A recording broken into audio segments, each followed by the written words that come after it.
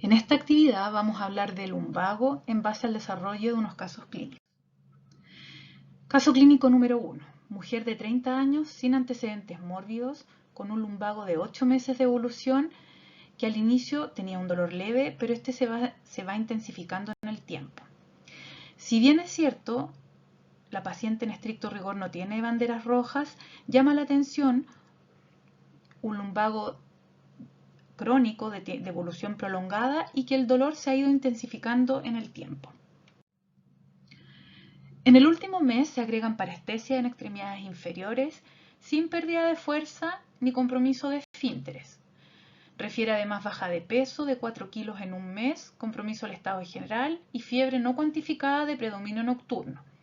Al examen físico, cifosis acentuada a nivel de T8, dolor en las apófisis espinosas de T7 a T9, fuerza y reflejos de extremidades inferiores conservadas y TP negativo. Acá podemos observar que se han agregado algunas banderas rojas, principalmente la presencia de fiebre.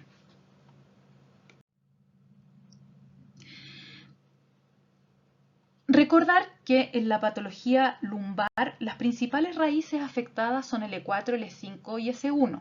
Por lo tanto, es importante recordar cuál es el compromiso sensitivo y motor que se genera cuando está afectada alguna de estas raíces. Vemos el territorio sensitivo que compromete cada una de estas raíces y en relación a la fuerza muscular vemos que L4 se encarga principalmente de la extensión del cuádriceps, L5 de la dorsiflexión del pie y S1 de la flexión plantar del pie. Y con respecto a los reflejos, L4 responsable del reflejo rotuliano, L5 no presenta reflejo y S1 del reflejo aquiliano. Recordar también que el TEPE o test de extensión con la pierna, test de elevación con la pierna extendida es positivo cuando el paciente presenta dolor radicular antes de los 70 grados de elevación. Entonces, ¿cuál sería el manejo en este caso? Solicitar estudio, ya que la paciente presentaba banderas rojas. Dentro del estudio destaca anemia normocítica, normocrómica y VHS elevada. Se solicitan imágenes, primero una radiografía donde destaca espondilodicitis y angulación a nivel de T7 y T8, lo que motiva a realizar una resonancia que muestra signos de espondilodicitis de T7 a T8 con extensión paravertebral y al canal raquídeo desde T6 a T8. Imágenes que pueden ser de tipo inflamatorio y o neoplásico, por lo cual se solicita una biopsia que finalmente muestra granulomas gaseosos y bacilos ácido alcohol resistentes, con una PCR para micobacterio positiva. Entonces aquí podemos ver las imágenes características de este cuadro, que es el mal de Pot, que es un cuadro afortunadamente muy infrecuente, pero bastante característico.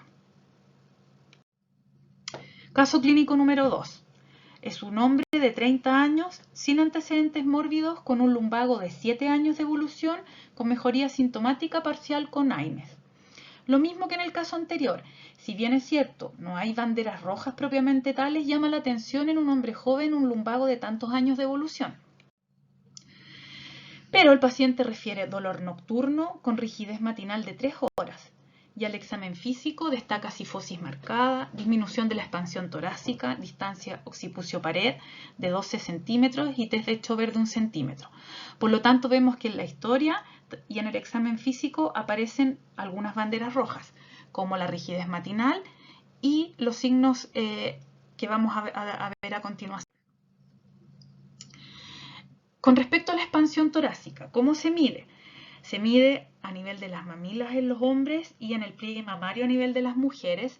Se solicita al paciente que haga inspiración profunda y luego expiración profunda, y cuando la distancia de estas dos es menor a 5 centímetros se considera alterado, o sea, expansión torácica disminuida. La distancia occipucio-pared normal es de 0, por lo tanto cualquier aumento en esta se considera patológico. Y el test de Chover, ¿cómo lo realizamos? Trazamos una línea que va entre ambas espinas ilíacas posterior-superiores y desde esa línea tomamos una distancia de 10 centímetros hacia arriba. Luego le pedimos al paciente que vaya a tocar sus rodillas, que se incline a tocar sus rodillas sin flectarlas, que se incline a tocar sus pies sin flectar las rodillas, y vemos cuánto aumenta la distancia que habíamos medido previamente. Si este aumento es menor a 5 centímetros, se considera patológico. Todos estos signos que vimos recientemente hablan de patología que genera rigidez de la columna vertebral. Entonces, a modo de resumen, importante saber cuáles son las banderas rojas cuando un paciente consulta por un dolor lumbar. ¿Y por qué es importante saber esto? Si bien es cierto, el 90-95% de los pacientes que consultan por dolor lumbar lo hará por alguna patología mecánica, hay un grupo de enfermedades que es importante pesquisarlas a tiempo. Y en esto van dirigidos las banderas rojas, de modo de pesquisar tanto en la historia como en el examen físico antecedentes, síntomas o signos que hagan solicitar algún estudio precoz para llegar a determinado diagnóstico en estos pacientes. ¿Y cuáles son estas banderas rojas?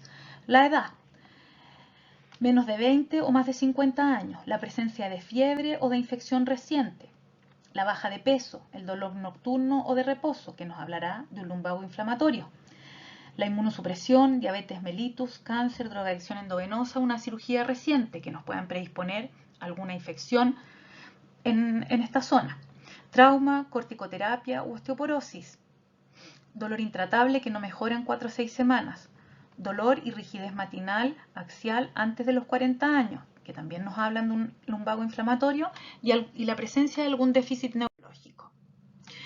¿Y cuándo vamos a hablar de lumbago inflamatorio? Cuando hay un lumbago que presenta una edad de inicio antes de los 40 años, de inicio insidioso, que mejora con la actividad, no mejora con el reposo, es un dolor nocturno y presenta dolor y rigidez de predominio matinal. ¿Y por qué es importante tener claro el concepto del lumbago inflamatorio? Porque este puede ser la característica de presentación de ciertas enfermedades reumatológicas como las pelvis espondilopatías.